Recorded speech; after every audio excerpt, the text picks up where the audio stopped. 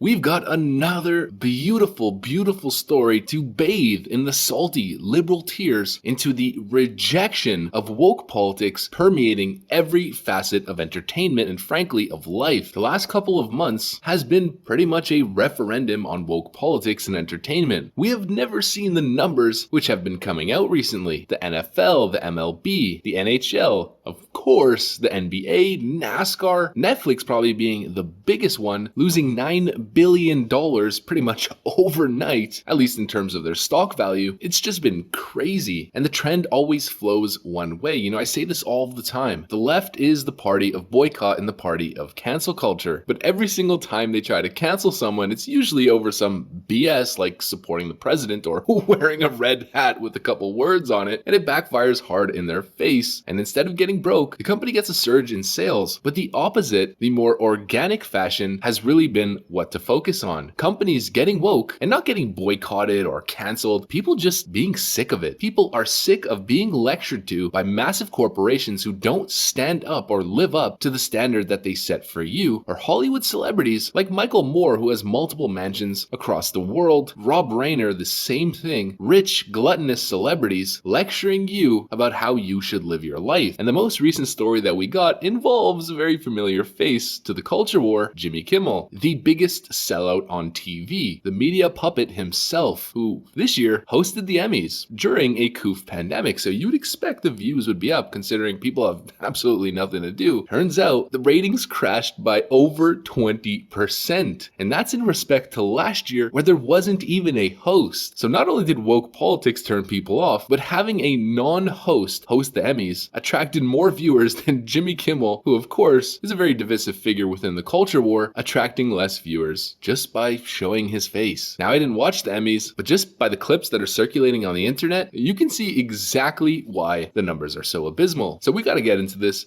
But before we do, please make sure to leave a like, a comment, subscribe, hit the notification bell to be notified every single time I post a new video, since that's by far the best thing you can do to support the channel. Follow me on Twitter and check out my subscribe star. Links are both in the description. Now with that out of the way, let's roll the tape. Here is the first story. Emmys 2020 ratings, award viewership sinks to all-time low. Sunday's virtual 2020 Emmy Awards were also a virtual loser for ABC. An average of 5.1 million viewers watched the socially distant ceremony, down from last year's record low at 6.9 million. So last year was the worst year in the history. This year, nearly 2 million viewers less than the record low. If this is not a referendum on woke politics, then I really don't know what is. And we know that it's because of the politics. You know, liberals said forever the NBA is not shedding viewers because it's overtly campaigning for Joe Biden for president, and of course pushing a divisive Marxist organization that wants to dismantle the nuclear family and of course defund the police and BLM. It's because of some other extenuating factor.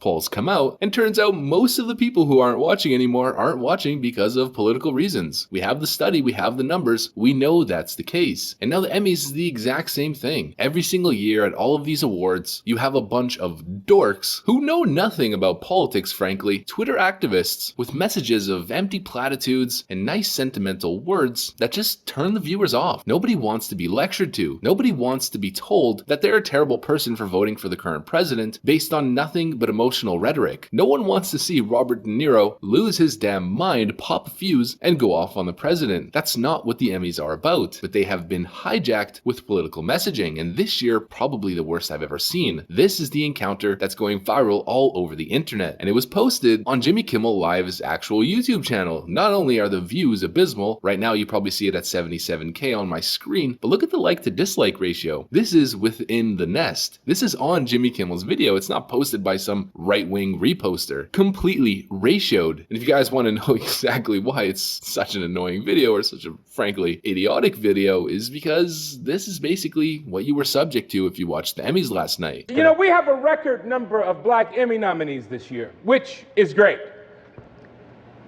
This is the part where the white people start to applaud. Oh. And nod. Oh. Thank you, Jimmy. Trying not to sneeze on a llama. What a damn shame. Actually, an alpaca. All right, don't white-splain it to me, Jimmy. Sorry. It should have been a pit bull. But not tonight. I mean, that's just some weird racial dynamic that's being pushed. That's some white guilt. It almost feels fetishized. It's like some submissive imagery or something. It's just weird. And it's playing on the same thing that we've seen Democrats push on university campuses for a while now, that it's the white person's job to shut up and listen. And who would want to expose themselves to that? And if you go on Twitter and you scroll through the timeline, it's just cringy clip after cringy clip after cringy clip, basically getting ratioed from start to finish. Then this happens in the clip. Say it with me, Jimmy. Black lives matter. Louder, Jimmy. Black lives matter. Louder, Jimmy. Say it so that Mike Pence can hear it. Black lives matter. And Jimmy Kimmel is told to chant Black Lives Matter. But once again, do these Hollywood celebrities even know what Black Lives Matter is about? Do they know what they're pushing? Do they know it was started by literal trained Marxists, which we proved last week? Do they know within the manifesto itself, their intended goal is to disrupt the nuclear family? I mean, probably not anymore, because Black Lives Matter just dropped the call to disrupt the nuclear family from their website. But just because they changed it now doesn't mean there's not proof. I have tons of screenshots. We know what they're about. And to be lectured about communism and wealth disparity from Hollywood celebrities who many of them are worth hundreds of millions of dollars, and of course the executives in those rooms worth billions, it's a complete joke. To be lectured about human rights by the CEO of Apple, I only have one thing to say. You guys probably know what I'm going to say before I say it. Give me a break. And that's why Americans are taking a break from watching these sources of, quote, entertainment. That's why that exact level of hypocrisy is why people aren't watching the NBA anymore. No one wants to be lectured about politics or about human rights violations or slavery from LeBron James, who makes hundreds of millions of dollars off child labor in China. No one wants to be lectured about kindness and being kind, as her show's motto states, by Ellen DeGeneres. Ellen DeGeneres, who apparently has been outed as having a terrible work environment and being a borderline abuser to her staff. And she just came out for her first monologue in which she stated, "I'm still learning and growing." Ellen, you're 62 years old. You're still learning and growing in your 62 years of being on this planet. You still haven't figured out to not be a massive hypocrite, lecturing the entire world that watches you to be kind while being a witch to your staff behind the scenes and even your guests. Hollywood is filled with phonies. So when Rob Reiner comes out and says, whether we live or die depends on our vote, nobody views this man as legitimate. Nobody views him as an intellectual political scholar. Whenever he comes out and opens his mouth, we only see one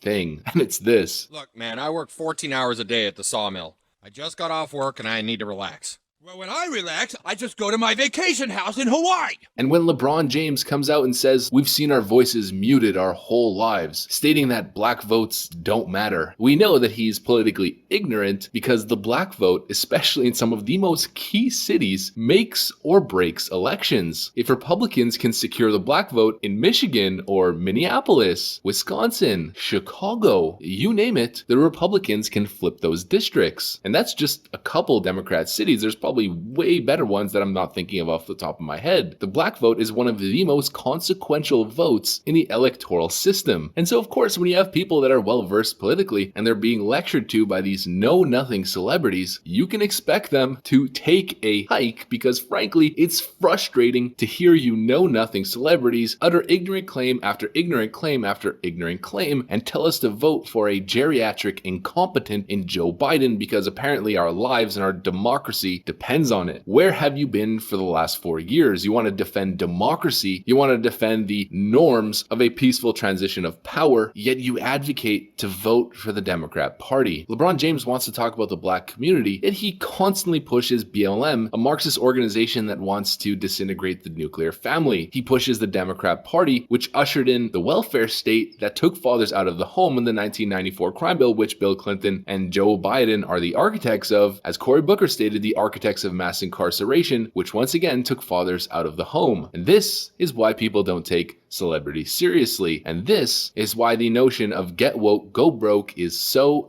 real, and why the Emmys and all of these sports leagues that are pushing, jamming these political virtue signal campaigns down our throats are sinking to the bottom of the ocean.